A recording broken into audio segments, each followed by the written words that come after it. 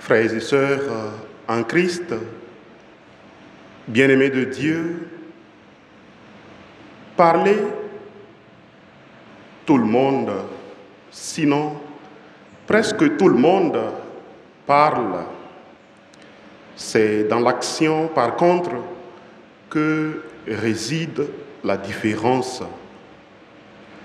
Notre Père Saint-Dominique l'a compris en joignant la parole à l'acte. Il ne suffit donc pas de parler, il faut aussi agir.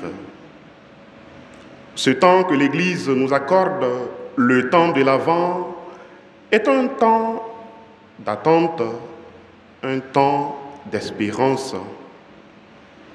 Si nous nous estimons chrétiens, c'est-à-dire des gens qui ont mis en Jésus leur espérance, nous ne devons pas vivre ce temps et toute notre vie d'ailleurs, nous dit saint Paul, comme des gens sans espérance.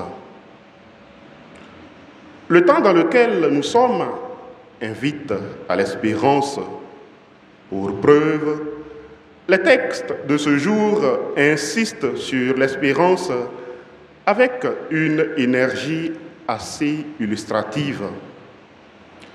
La première lecture nous laissait entendre en substance cette promesse.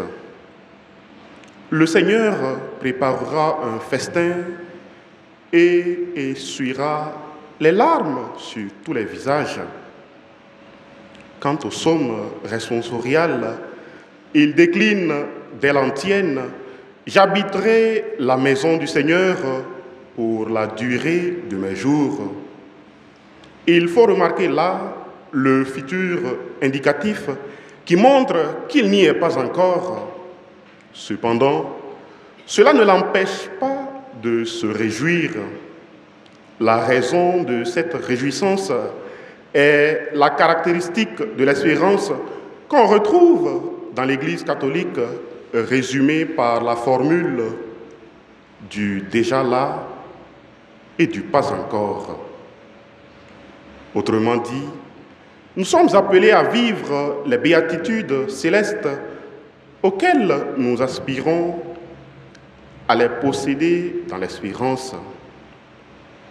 Eckhart Tolle, dans son œuvre intitulée « Le pouvoir du temps présent », en fait une belle synthèse, un exposé intéressant de ce qu'on pourrait appeler « vivre joyeusement le présent ».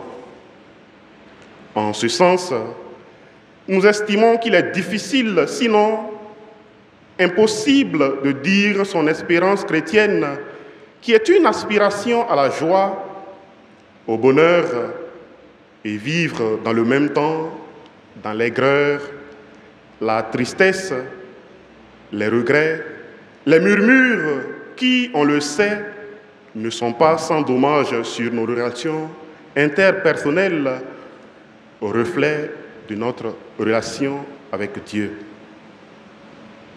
Dans l'Évangile, le miracle de la multiplication des pains attire souvent toute l'attention, comme si nourrir la foule était le point culminant du récit.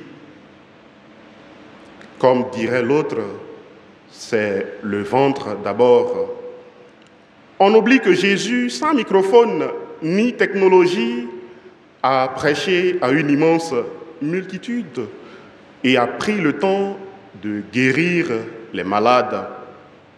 Le miracle ici ne réside pas uniquement dans les pains partagés, mais dans ce festin d'enseignement, de guérison et de communion qui réalise la vision du prophète Isaïe, un banquet spirituel sur la montagne.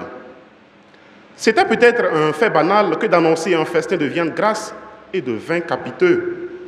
Cette promesse qui a animé l'espérance d'Israël se réalise en Jésus et sa table eucharistique.